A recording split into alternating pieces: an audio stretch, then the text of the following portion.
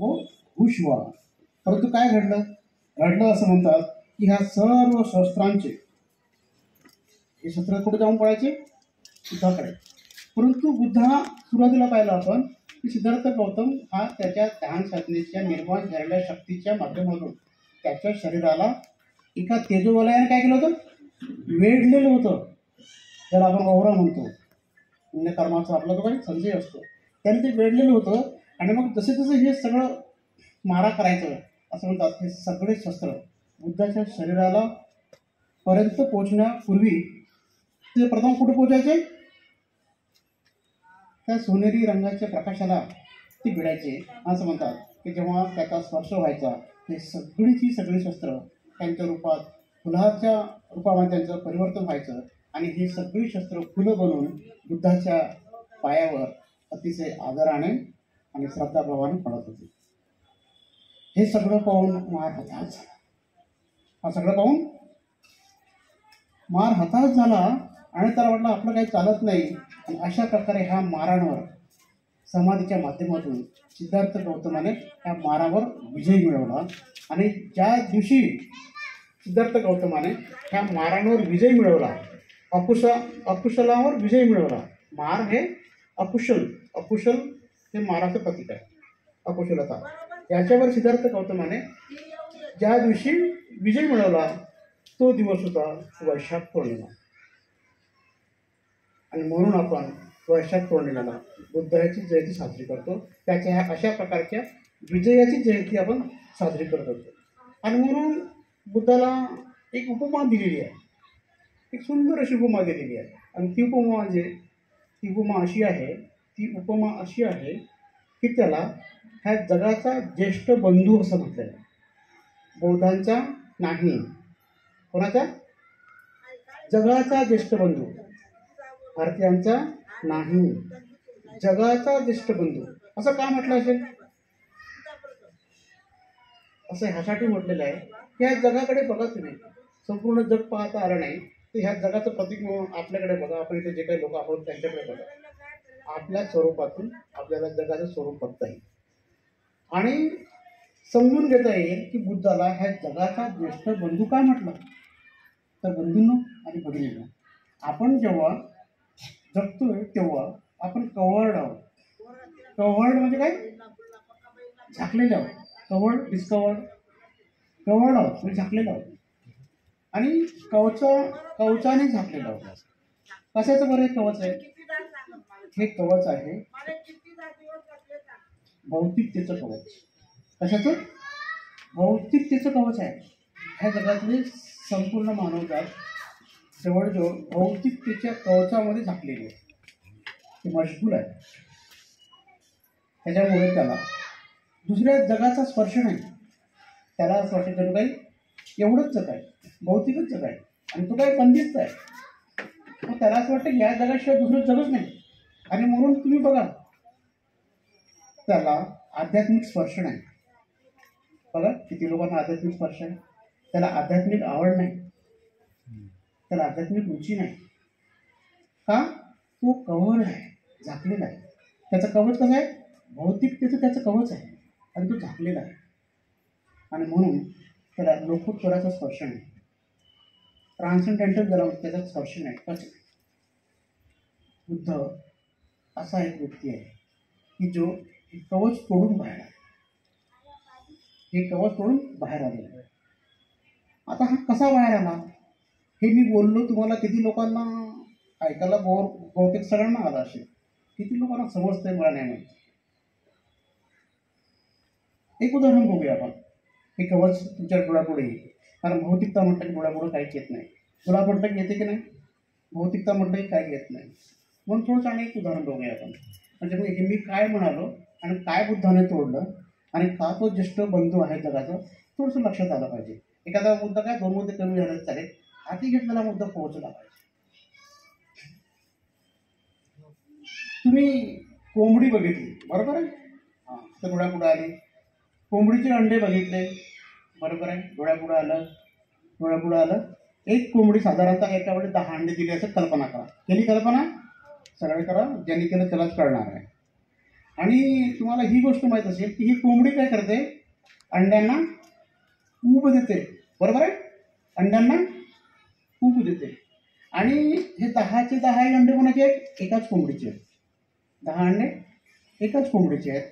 आणि ते 10च्या 10ही अंड्यावर बसते आणि 10च्या 10ही अंड्याला समान प्रमाणे ऊब देते. इथपर्यंत बरोबर आहे. असं असलं तर तिच्याकरिता तिचं जो प्रेम आहे 10 अंड्यावर तर समान आहे, कारण 10 हे तिचे अंडे आहेत, तिचे स्वतःचे आहेत, त्यामुळे तिच्या 10 अंड्यावर समान प्रेम आहे. असं असलं तरी 10 पैकी 10 अंडे एका वेळी फुटतात का?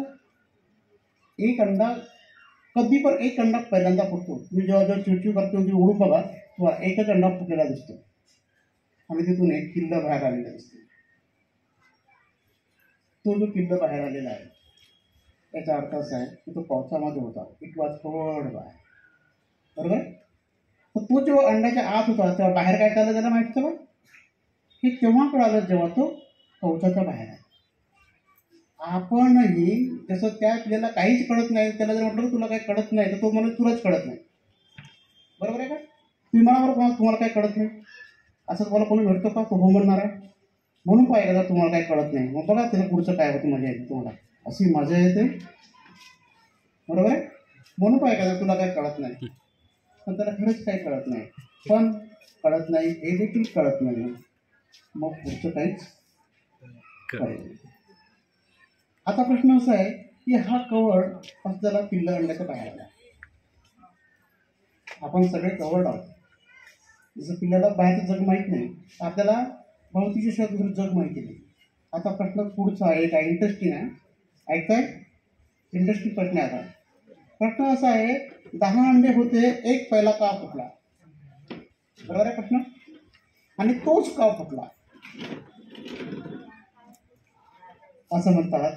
तोच का फुटला तर कोंबडी आहे ना एका वरून एका अंड्याला टोच मारते. काय करते? टोच मारते. पण 10 पैकी एकाच अंड्याला का टोच मारते असं म्हणतात की त्या 10 पैकी जे 10 पिले असतात त्यातला एक पिलं असा असतो की त्याला हे कवच तोडायचं असतं आणि म्हणून तो आतून टोच मारतो. तो आतून कवचाला आतून टोच मारते आणि टोच मारल्यानंतर कोंबडीला आवाज येतो आणि जिथं आवाज येते तिथं ती वरून टोचणार. आला तर लक्षात?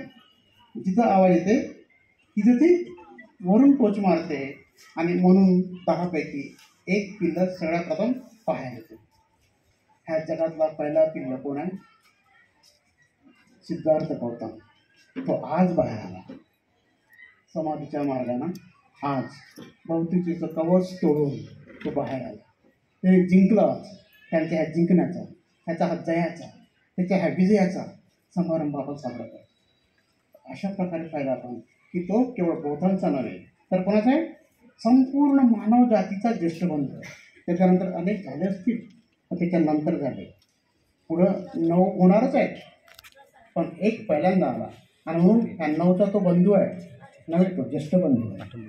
तर अशा प्रकारे आपण पाहिलं की हा विजय सिद्धार्थ गौतमाचा आजच्या वैशाख पौर्णिमेच्या दिवशी झाला होता. परंतु बंधूंनो, हा जो विजय आहे हा विजयाचा शिखर आहे. आता आपण जो बोललो हा विजयाचा शिखर आहे. परंतु बौद्धांच्या किंवा बुद्धाच्या किंबहुना सिद्धार्थ गौतमाच्या जीवनाकडे बघितल्यानंतर विजयांची मालिका आहे. हा तर विजयाचा काय शिखर आहे. आणि म्हणून आजच्या दिवशी आपण काय करणार आहोत? मी सुरुवात करताना बोललो होतो की आजच्या दिवशी आपण काय करणार आहोत, विषय निवडताना मी बोललो होतो आजच्या दिवशी आपण काय करणार आहोत की माझ्या प्रवचनाच्या मध्यामध्ये सेंट्रलला बुद्धाचं जीवनचरित्र राहावं असं मला वाटतं. आणि म्हणून आपण बुद्धाच्या जीवनाकडे किंबहुना क्षणचित्रांकडे, बुद्धाच्या जीवनातील काही क्षणचित्राकडे, हायलाईट्सकडे आपण आज पाहणार आहोत. काय पाहणार आहोत? आजच ते पाहणे का गरजेचं आहे? असंही म्हणतात की जयंती का करावी, एखाद्या महापुरुषाची जयंती का करावी, आपण का करतो? मला माहिती आहे, पण मला प्रवचन बागून सांगतो. जसं तुम्हाला तर माहितीच आहे, पण माझ्या प्रवचनाचा बागून सांगतो का जयंती करावी बरं. तर का करावी असं म्हणतात, थोर महापुरुष होऊन गेले चरित्र त्यांचे पहा जरा, थोर महापुरुष होऊन गेले चरित्र त्यांचे पहा जरा, आपणही त्यांच्या समान व्हावे, बोध सापडे हाच करा. हे जे महापुरुष होऊन गेले त्यांच्या जन्माच्या दिवशी, त्यांच्या जयंतीच्या दिवशी काय करायचं? त्यांचं जीवनचरित्र पाहायचं. काय पाहायचं? आपणही त्यांच्या समान व्हावे, बोध सापडे हाच करा. म्हणजे जो महापुरुष ज्याच्या जयंतीच्या निमित्त आपण एकत्र आलेलो आहोत, त्याचं जीवन पाहत असताना तो कसा जगला, तो कसा वागला, तो कुठल्या दिशेने गेला, ज्या दिशेनं माझा आदर्श महापुरुष गेला का त्या दिशेने काही पावले मी चालू शकतो. तो जसा जगला का तसं मी जगू शकतो. हा प्रश्न पडावा आणि म्हणून तो कसा जगला हे पाहणे गरजेचं आहे. आपण पाहिलं थोर महापुरुष होऊन गेले, चरित्र त्यांचे पहा जरा, आपणही त्यांच्या समान व्हावे, बोध सापडे हाच करा. सिद्धार्थ गौतमाच्या जीवनातील काही प्रसंग पाहणार आपण आणि मग त्या प्रसंगातून आपण काय घ्यायचं? बोध सापडे हाच करा. काय बोध घ्यायचं हे आपण समजून घेण्याचा प्रयत्न करणार आहोत. तर आपण पाहणार आहोत एक गोष्ट डायरेक्ट गृहत्याग. कारण स्टोरी तर फार मोठी आहे. 2 किंवा 3 गोष्टी आपण पाहणार आहोत. जोपर्यंत तुम्ही माझ्यासोबत आहात आणि मला वाटते की तुम्ही माझ्यासोबत आहात तोपर्यंत आपण पाहणार आहोत. तर आपण पाहणार आहोत गृहत्याग. गृहत्याग हा शब्द सहज आपण उच्चारतो, सहज आपण बोलतो. सिद्धार्थ गौतमाने गृहत्याग केला असं आपण म्हणतो आणि इतकी सहजता आपल्या बोलण्यामध्ये, ऐकण्यामध्ये, वाचण्यामध्ये, लिहिण्यामध्ये असते. परंतु खरंच एवढं सहज हा प्रसंग होता का सिद्धार्थ गौतमाच्या जीवनातला, हे जाणून घ्यायचं असेल तर सिद्धार्थ गौतमाने गृहत्याग केल्यानंतर, बुद्धत्वाची प्राप्ती झाल्यानंतर, संघाची निर्मिती झाल्यानंतर भिक्षू समवेत एकदा बसताना असं म्हणतात की सिद्धार्थ गौतमाने बुद्धाने भिक्षूच्या समवेत त्यांच्या गृहत्यागाचा हा प्रसंग आहे, हा उदाहरण आहे, शेअर केला. आणि ते काय म्हणाले? ते म्हणाले माझा गृहत्याग कसा होतोय भिक्षूंना सांगतात ते. आणि त्यावेळी माझी काय म्हणायची अवस्था होती, ते किती सहज आपण घेतो तेवढं सहज नाही हे सांगण्यासाठी ते काय म्हणाले आपण ऐकणार आहोत. बुद्ध म्हणतात, भिक्षूंनो, माझ्या जीवनाच्या ऐन तरुण्याच्या भरात असताना, माझे केस काळेभोर असताना, माझ्या मात्या पित्याची इच्छा नसताना व ते ढसा अश्रू ढाळत असताना, माझे केस काळेभोर असताना, माझ्या माता पित्याची इच्छा नसताना व ते ढसा अश्रू ढाळीत असताना मी माझ्या डोक्यावरील केस कापून व काशाय वस्त्र परिधान करून घर सोडून गृहहीन बनलो. सहज गोष्ट होती का ती? म्हणजे तुम्ही तुमच्या डोळ्यासमोर तुम्हाला विरोध होत आहे आणि कोण करत आहे? पत्नी, मुलगा, आई, वडील सांगतात नको, असं नको करू, आम्हाला सोडून नका जाऊ. किती कठीण आहे. आणि केवळ सांगत नाहीत, ते ऐकत नाही म्हणून शेवटी ते रडतात आणि ते म्हणतात तर ते ढसा अश्रू ढाळत होते. जेव्हा मी हा निर्णय जाहीर केला तेव्हा ते केवळ मला अडवत नव्हते, केवळ समजवत नव्हते, तर ढसा अश्रू ढाळत होते. आणि अशा वेळी मी काय केलं? अशा वेळी मी गृहत्याग केला. म्हणजे आपण ज्या प्रकारे हलक्यात घेतो तेवढं हे हलकं प्रसंग नाही हे आता लक्षामध्ये आलं असेल. अर्थातच सिद्धार्थ हे वात्सल्यहीन नाही हे आता लक्षामध्ये आलं असेल. याचाही वर्णन अतिशय सुंदर बौद्ध साहित्यामध्ये आलेलं. ते पुढे सांगतात की कसं झालं, गृहत्याग करताना काय काय घडलं म्हणून सांगतात. आपण काही 1-2 प्रसंग पाहणार आहोत. चालेल? हा एक प्रश्न पाहू. आणि ते सांगतात की सिद्धार्थ गौतम ही रात्रीच्या प्रहरी ते जिथं यशोधरा तिच्या शयन कक्षेमध्ये राहुलाला घेऊन काय होते, आराम करत होती. कक्षेमध्ये आराम करत होती. आणि मग सिद्धार्थ गौतम तिच्या कक्षेमध्ये गेला आणि दारावर असं म्हणतात की दारावर टेकून असं तिच्याकडे एकटक बघू लागला. आणि तेव्हा ती गाढ झोपेमध्ये होती. तिच्या कुशीमध्ये राहुल होता. आणि हे सगळं हा दारावर टेकून असं तिच्याकडे एकटक बघत होता. आणि असं म्हणतात हे सगळं बघत असताना त्याच्या मनामध्ये विचारांचा माहूर निर्माण झाला. आणि तो विचार करू लागला तू काय विचार करत असेल बरं? अनेक विचारांनी थैमान घातलं त्यांच्या मनामध्ये आणि तो सांगतोय की यशोधरे, मी काय करतोय, मी तुला सोडून जाणार आहे उद्या, म्हणजे आज पहाटे, म्हणजे आज रात्री जाणार आहे, तुला सोडून जाणार आहे. किती कठीण आहे. पत्नीला आणि मुलाला सांगतो, पण एकटाच सांगतो, मनाशी बोलतो. तो मनाशी बोलतो की मी तुला सोडून जात आहे, पण तसं पाहता खरं मी तुला सोडून जात नाही, मी तुला सोडून जात नाही. तर तो म्हणतो मनातल्या मनात, मी आहे ना तुला नाही, मी कोणाला तोडतोय, मी मायाला तोडतो. माया, माया, माया, ती माया आहे, जी माया, त्या मायेचे बंधन तोडून जातो. मला माहीत नाही तुम्हाला समजून शकत नाही, पण खरं तर मी तुला नाही, तुझ्या बाळाला नाही, मी काय करतो, की माया आहे ना, त्या मायेचे बंधन तोडून मी जातो. आणि तो पुढे असं म्हणतो, मी जेव्हा जाईन, सकाळी तू उठशील, तर हे सगळं बघून तुझ्या डोळ्यामध्ये, नयनांमध्ये अश्रूचं फूल येऊ देऊ नको. जेवढं तर काढेल ना, तुझ्या डोळ्यामध्ये अश्रूचं पूर येऊ देऊ नको. आणि तो पुढे असं म्हणतो, कदाचित मी नसल्याचा, अर्थात विरहाचा हा जो वनवा तुला छळेल,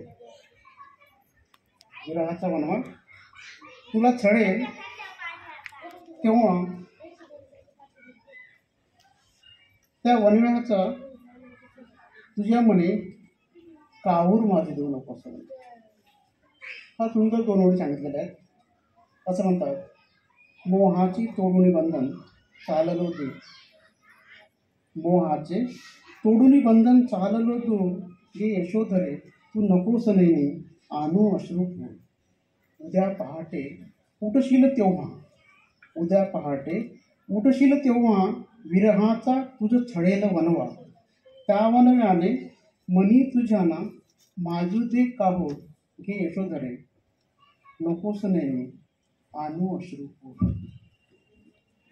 मोहाचे तोडून बंधन, मोहाचे तोडून बंधन चाललो दूर,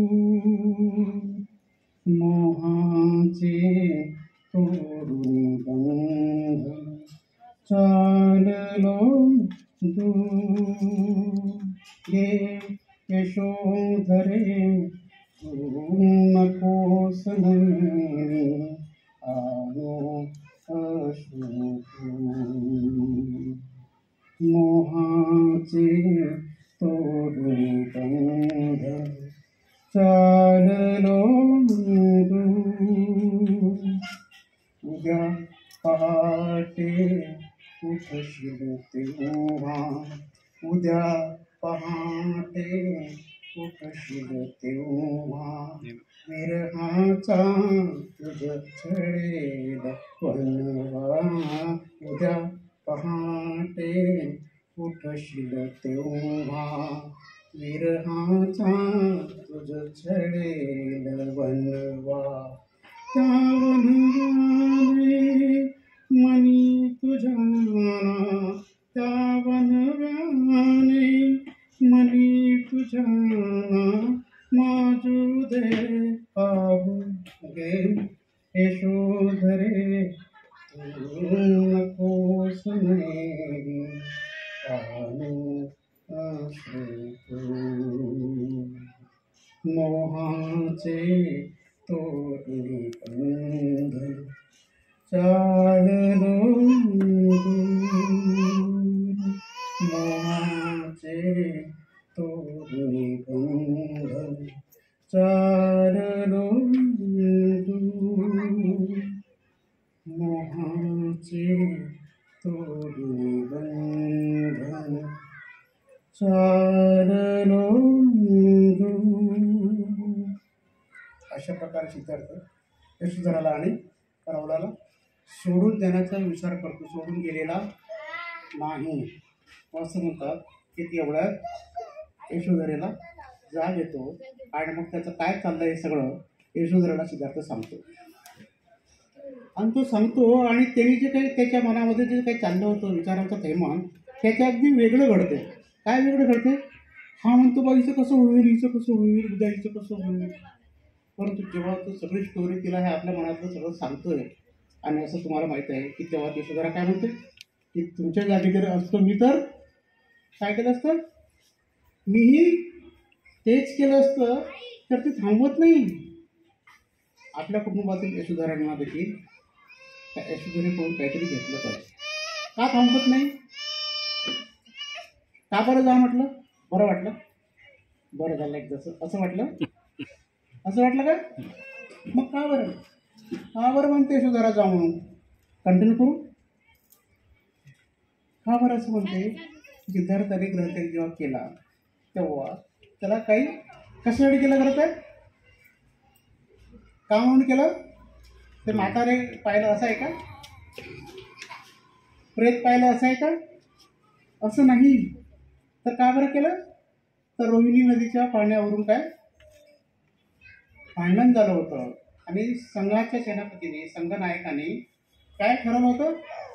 असा निर्णय दिला होता की शक्य आणि कोल्य यांच्यामध्ये पाणी कोण घेईल हा जर प्रश्न असेल तर दोघांमध्ये युद्ध होऊन जाऊ द्या आणि युद्ध झाल्यानंतर जो जिंकेल तो पाणी घेईल. अशा प्रकारचा निर्णय संघनायकाने दिला होता आणि तो निर्णय दिल्यानंतर त्या बैठकीमध्ये सिद्धार्थ होता.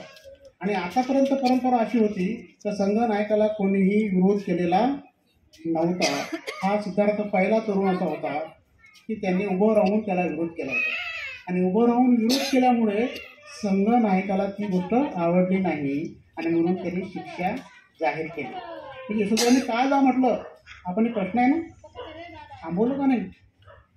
हे न सांगता जर मी पुढे गेलो म्हणजे माझ्याकडे सांगायचा प्रयोजन नव्हताच, पण चेहरे पण सांगतात ना तुमचे.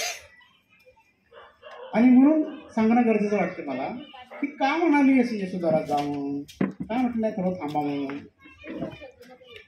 तर काय तर त्याने 3 गोष्टी सांगितल्या होत्या की तू विरोध केला त्याबद्दल तुला पहिली शिक्षा म्हणजे काय तर तुझ्या त्यांचा वडील काय होता शुद्धोधन राजा होता. परंतु त्याने काय सांगितलं तर तुझ्या वडिलाची संपूर्ण संपत्ती जप्त करण्यात येईल. सिद्धार्थ म्हणाला बा दोष माझा आहे, माझ्या वडिलांचा नाही. माझ्या वडिलांनी तुम्हाला विरोध केलेला नसताना, मी विरोध केलेला असताना माझ्या वडिलांची संपत्ती का म्हणून तुम्ही जप्त करता? त्यामुळे हे संयुक्तिक नाही. म्हणून त्यांनी दुसऱ्या 2 शिक्षा दिल्या. दुसरी म्हणजे कोणती? देहदंडाची शिक्षा. आता देहदंडानंतर काय उरतो का?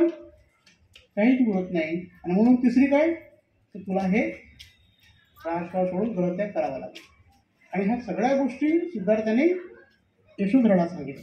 तर ह्या 3ही गोष्टी ऐकल्यानंतर कोणता पर्याय होता? आता काय पर्याय का नाही. आणि म्हणून यशोधरा म्हणाली काही पर्याय होता नाही तर पर्याय नाही. आणि म्हणून यशोधरा म्हणाली की यस तुम्ही काय करा जा. आणि अशा प्रकारे आपण पाहतो किती गेलेलं आहे तरी ग्रहत्याग केलेला आहे. आता ग्रहत्याग म्हणजे काय? घराचा त्याग. आपण पाहिलं बोध सापडे हाच का. काय बोध घ्यायचं आता हा प्रश्न आहे. काय बोध घ्यायचं यातून आपल्याला पाहायला पाहिजे की ह्या प्रसंगातून त्यांच्या जयंतीच्या दिवशी त्यांच्या जन्माच्या दिवशी त्यांच्या जीवनाकडे पाहून का आपण त्यांच्यासारखं जगू शकतो का असे आपले काही प्रश्न सुरुवातीचे होते. आता हा जो प्रसंग आहे तिथून आपण काय बोध घ्यायचा आहे? आपण काय बोध घ्यायचा आहे? तिथून आपल्याला बोध घ्यायचा असेल तर आपल्याला पाहिलं पाहिजे की आपण जीवन जगत असताना आपल्या जीवनामध्ये कोणत्या गोष्टीला महत्त्व देतो. म्हणजे जी गोष्ट म्हणजे खरं तर सिद्धार्थ वेडा आहे. खरं तर सगळेच नाणी वेळेत असतात जगाच्या दृष्टिकोनातून. कारण ते जगाच्या अगदी विपरीत वागतात. म्हणजे आपण काय करतो आपल्याला आवश्यकता असो की नसो मजल्यावर मजले चढवतो. शेजाऱ्यांनी दुसरा मजला बांधला की आपल्याला बांधपर्यंत काही चैन पडत नाही. बरोबर आहे काही चैन पडतच नाही. आपल्याला एक मुलगा असला तरी चालेल पण शेजाऱ्याने बांधलं ना आपल्याला बांधत पाहिजे. कारण त्याच्या उंच झाला त्याच्या उंच झाला त्याच्या आपण एकटेच आहोत आपलं कुठं चालू आहे. आपल्याला गरज आहे की नाही हा प्रश्न आपल्याकरता काय दुय्यम आहे. तो शेजाऱ्याचा मजला चढला की आपला मजला चढला पाहिजे ही आपली मनोवृत्ती आहे. बोध सापडे हाच करा. मग हे करत असताना आपण विचार केला पाहिजे की ज्या सिद्धार्थ गौतमाने ज्याला मी माझा आदर्श म्हणतो त्यांनी काय केलं हे घरदार सगळं संपत्ती सोडून त्याग केला. कशासाठी? की दुःखाचं कारण काय हे शोधण्यासाठी. केवळ पाण्याचा प्रश्न नव्हता. बाबासाहेब म्हणतात ह्या बुद्धिझमचं प्रयोजन काय. बाबासाहेबांनी बौद्ध धर्माचा स्वीकार केला तेव्हा सांगितलं ते काय ॲक्सेप्ट करतात. त्यांनी सांगितलं एका शब्दामध्ये, ग्रंथाचा अर्थ पूर्ण आहे पण एका शब्दात सांगायचं तर व्हाय बुद्धिझम. बाबासाहेब असं म्हणतात की बुद्धिझमचं बौद्ध धर्माचं प्रयोजन काय, दुःखमुक्ती हे बौद्ध धर्माचं काय प्रयोजन आहे. दुःखमुक्ती हे बौद्ध धर्माचं प्रयोजन आहे असं बाबासाहेब म्हणतात. आणि म्हणून पाण्याच्या निमित्त जरी असलं तरी मनुष्य मात्र दुःखी आहे. हे दुःख मी राजपुत्र असून मला एवढं आहे तर सर्वसामान्य किती लोक दुःखी असतील. आणि या दुःखाची मुक्ती कशी होईल त्याचा शोध लावण्यासाठी सिद्धार्थ गौतम बाहेर पडले होते. आणि मग आपण पाहिलं पाहिजे की अशा वेळेस आपण काय केलं पाहिजे. आपल्याला हे समजलं पाहिजे की आपण घर बांधत असताना किंवा घराला महत्त्व देत असताना आपल्या जीवनामध्ये किती द्यायचं आणि किती नाही द्यायचं. अर्थात अन्न वस्त्र निवारा हे काय आपली गरज आहे, परंतु गरज म्हणून आपण ते करतो का की इच्छा म्हणून करतो. त्यातला फरक समजण्याची गरज आहे असं मला वाटतं. हे काय करतो की माझी इच्छा आहे की माझी गरज आहे, माझी इच्छा आहे की माझी गरज आहे हे आपण समजलं पाहिजे.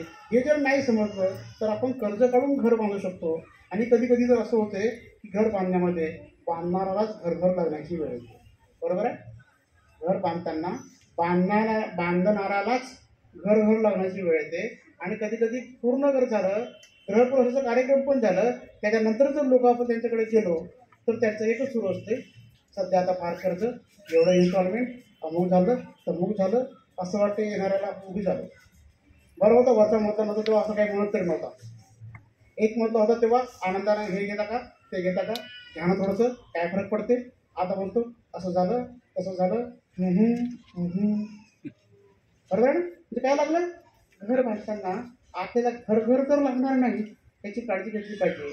आम्हाला असं वाटतं एका प्रसंगातून आपण एवढं बोध घेतलं पाहिजे की ज्या माझ्या आदर्शाने ज्या गोष्टीला जेवढं महत्त्व दिलं तो महत्त्व देण्याची बुद्धी, समज, अंडरस्टँडिंग मला येते का, आणि ती येत असेल तर मला असं वाटते या प्रसंगातून आपण पाहिलं पाहिजे.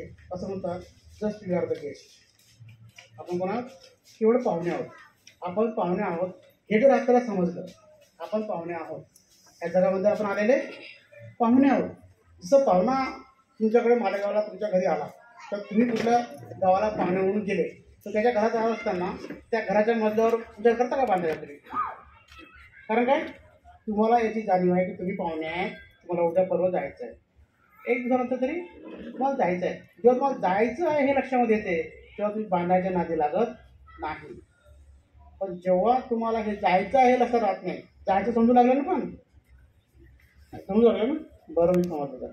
आपल्याला एक दिवस जायचं आहे. आपण जसे शहरातले पाहुणे आहोत तसे ह्या जगामधले पाहुणे आहोत. जेव्हा हा विचार आपल्या मनामध्ये येतो की आपण केवळ पाहुणे आहोत, आपल्याला जायचं आहे, हा समज जरी आपल्याला ही अंडरस्टँडिंग जर आपल्याला ह्या प्रसंगातून घेता आली तर आपण जास्त गुंता आपल्या मागं करणार नाही. आणि जेवढा जास्त गुंता करणार नाही तेवढी आपली वाटचाल सुखाकडून सुखाकडे होणार. आणि जेवढा आपण गुंता वाढवणार तेवढी आपली वाटचाल सुखाकडून दुःखाकडे होणार. तर अशा प्रकारे आपण हा प्रसंगातून बोध घेऊ शकतो. दुसरा प्रसंग आपण पाहणार आहोत. तो म्हणजे असा की याच्यानंतर काय झालं. मग गृहत्याग केलं सिद्धार्थ गौतमाने आणि मग तो सत्याच्या सुधारती बाहेर पडला. बरं. आणि मग तो काही गुरुकडे गेला आणि तो ध्यान साधना शिकू लागला. आणि तो गेला उत्ताकडे, कलांकडे, आणि तो एकाकडे शिकायला लागला. ध्यान साधना शिकायला लागला आणि शिकल्यानंतर त्याची भूक काही भागत नव्हती. पहिल्याकडे भूक काही भागली नाही. आणि मग त्याच्या गुरुने म्हटलं की बाबा सिद्धार्थ आता माझा याच्या पुढे काही येत नाही. हवं तर तुला काय कर, तू हे जे मठ आहे ना, मठ आश्रम किंवा जे काही असेल ते याचा तू मठाधिपती हो. पण तू सिद्धार्थाने केलं का तसं. सिद्धार्थाने म्हटलं नाही, मला मठाधिपती, मला पद नको आहे, काय प्रतिष्ठा नको आहे. मी आता प्रमुख झालो, मला हे मठाधिपद मला मिळालं ह्यासाठी मी आलेलो नाही. तो पुढे गेला आणि पुढच्या गुरुने पण काय सांगितलं, शिकवलं आणि नंतर तो का म्हटला आता याच्या पुढे मला काही येत नाही. हवं तर तू काय कर, आता माझ्याकडे अनेक शिष्य होऊन गेले, तुझ्यासारखा शिष्य अजून आला नाही की जो मलाच जड जाईल एवढा शिष्य मला कधी मी पाहिला नाही. असं ह्या दोन्ही गुरुने जगराम बुद्ध आणि आला कलाम ह्या दोन्ही गुरुने सांगितलं. आणि मग ते म्हणाले की काय कर, तू ह्या मठाधिपती हो, तू प्रमुख हो. परंतु सिद्धार्थ गौतमाने काय केलं नाही. की त्याची जी भूक होती ती पदाची नव्हती. म्हणजे पदाची जी लालसा आहे ती सिद्धार्थ गौतमाला नव्हती. आता आपण इथून पण काय घेतलं पाहिजे, प्रसंग फार छोटा आहे परंतु ज्याला आपण काय म्हणतो आपला आदर्श म्हणतो. आणि त्याची जयंती आपण यासाठी आपण करतो की थोर महापुरुष होऊन गेले चरित्र त्यांचे पहा जरा, आपणही त्यांच्या समान व्हावे, बोध सापडे हाच खरा. अशा वेळी आपण काय पाहिलं पाहिजे की ज्याला मी आदर्श मानतो तो पदामध्ये अडकलेला नाही आहे का, पदामध्ये अडकलेला आहे का नाही, तो प्रमोशनमध्ये अडकलेला नाही. परंतु आपल्याकडे जर पाहिलं तर आपण म्हणजे लोक खुर्ची सोडायला तयारच नाही. म्हणजे बुद्धाने तसं पाहता थोडशा सुका भाषेत सांगायचं झालं तर बुद्धाने खुर्चीला लाथ मारली, पण आता जर खुर्चीत बसलेल्या माणसाला लाथ मारली तरी तो खुर्ची सोडीत जातो, खुर्ची सोडायला तयार नाही. किंबहुना जवळजवळ अधिकाधिक भांडणं कशासाठी आहेत, खुर्चीचीच आहेत. मला मंत्री नाही, मला उपमुख्यमंत्री नाही, मला मुख्यमंत्रीच पाहिजे. काय पाहिजे, पद पाहिजे तर मला तोच पाहिजे. म्हणजे बुद्धाने खुर्चीला लाथ मारली. आता तर तुम्ही खुर्चीत बसलेल्या माणसाला लाथ मारली तरी तो तिथून निघायला तयार नाही. तो खुर्ची सहित जाईल वाटल्यास, पण खुर्ची सोडायला माणूस तयार नाही. म्हणजे पद प्रतिष्ठा सोडायला तयार नाही. ते खेड्यामध्ये फार सुंदर म्हणा आहे, दोर हाना पण सरपंच म्हणा. त्याला काही कमी नाही, 100-200 एकर जमीन आहे पण सरपंच पद पाहिजे. बरोबर आहे का, जमीन विकायला त्यासाठी 5 एकर केली तर चालेल, पण यावेळी सरपंच म्हणून मी निवडून येणार, नाही आलं तर 2 हाना पण सरपंच म्हणा. म्हणून ह्या पुस्तकातून आपण काय घेऊ शकतो तर आपण पदामध्ये अडकलं गेलं नाही पाहिजे, पण आध्यात्मिक समाधान आणि आध्यात्मिक महत्त्वाकांक्षा आहे. म्हणजे एकतर समाधान पण बरोबर नाही आणि महत्त्वाकांक्षा असेल तर ती पण बरोबर नाही. या दोघातलं संतुलन साधता आलं पाहिजे. समाधान म्हणजे ठेवले अनंते कैसेची राहावे, चित्ती असू द्यावे समाधान. म्हणजे पाठीतल्या माणसाने पाठीतच राहायचं, समाधानामध्ये सावलीत जायचं नाही. कारण समाधान राहायचं, सावलीचं कशाला आपण करत असतात. असं पण नाही त्या महत्त्वाकांक्षा, म्हणजे असं पण नाही तर तुमची खुर्ची मला हिसकावून घेताना वाटेल ते करायची वेळ आली मला तर चालेल, सगळी लाज सोडून मी ते करेन असं पण नाही. म्हणजे महत्त्वाकांक्षा अफाट पण असता कामा नाही. आणि दुसरी गोष्ट म्हणजे ते पण असता कामा नाही. तर अशा प्रकारे जर आपण पाहिलं तर आपल्याला काय, तिसरी गोष्ट आपण पाहणार आहोत. तिसरी म्हणजे अशी आहे की नंतर काय झालं, नंतर दोन्ही गुरुच्या पुढे लोकांमुळे त्यांनी आत्मक्लेशाचा मार्ग पत्करला. आणि आत्मक्लेशाचा मार्ग पत्करल्यानंतर तुम्ही पाहिलं असेल की काही लोक मिळून ते काय करत होते, आत्मक्लेश करत होते. तुम्ही बुद्धाचा फोटो पाहिला असेल तर त्यांचे सगळे हाडं दिसतात, बरोबर आहे भगिनींनो, काही लोकांनी पाहिलं वाटतं सगळे हाडं दिसतात नाही का.